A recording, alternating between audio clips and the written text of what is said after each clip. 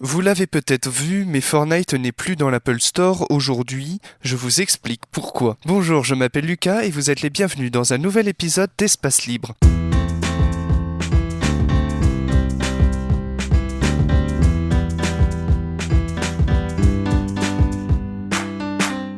Quelque chose est en train de se passer. Le monde du jeu vidéo va peut-être changer. En effet, Epic Games et Apple sont en pleine bataille juridique. C'est quelque chose qui n'a jamais été vu avant et je vous explique aujourd'hui pourquoi. Epic Games, c'est une entreprise. C'est entre autres une société qui a créé Fortnite, mais aussi c'est le logiciel Unreal Engine. Ce logiciel ne vous dit peut-être rien, mais c'est en fait un des logiciels les plus utilisés pour créer des jeux PC, téléphone. Le fait que Epic Games ait été banni d'Apple Store et du Play Store, ça fait au moins 1 milliard d'utilisateurs en moins pour Fortnite.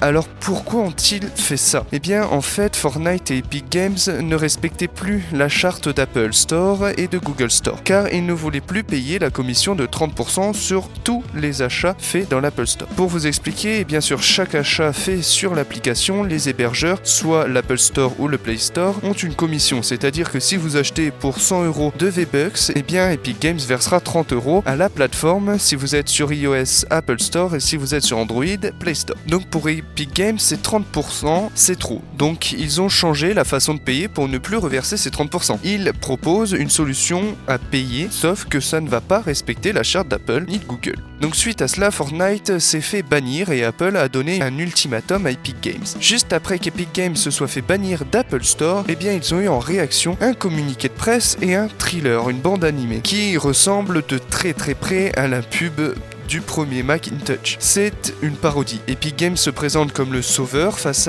à la pomme croquée. Epic Games a d'ailleurs reçu le soutien de Facebook et de Spotify ou d'autres encore. En plus de cela, Epic Games a porté plainte contre Apple pour abus de position dominante et pratiques anticoncurrentielles. La réaction d'Apple a été donc très simple. Il y a une ordonnance d'interdiction temporaire déposée contre Epic Games. C'est-à-dire que si Epic Games, d'ici 2 semaines, c'est-à-dire le 28 août, ne présente pas un jeu qui respecte la charte d'Apple Store, eh bien Apple enlèvera tous les jeux qui ont rapport avec Epic Games. Le problème, c'est que comme je vous l'ai dit, Epic Games ce n'est pas que Fortnite, c'est aussi Unreal Engine, qui est ou quasiment le plus gros moteur de création de jeux. Ce qui veut dire que si Epic Games se fait bannir de l'Apple Store, il y a tous les jeux qui ont été créés avec Unreal Engine, eh bien qui sont bloqués. Aussi, sachez qu'un très grand nombre d'applications ont été créées par ce Unreal Engine. Aujourd'hui, on est le 28 août et il n'y a pas eu de réaction ni d'un côté ni de l'autre. Je vous tiendrai sûrement au courant. En 2018, Epic Games avait lancé son store, alors nous pouvons penser que c'est peut-être un coup de pub pour son propre store. Je vous remercie et vous dis à la semaine prochaine pour un nouvel épisode d'Espace Libre.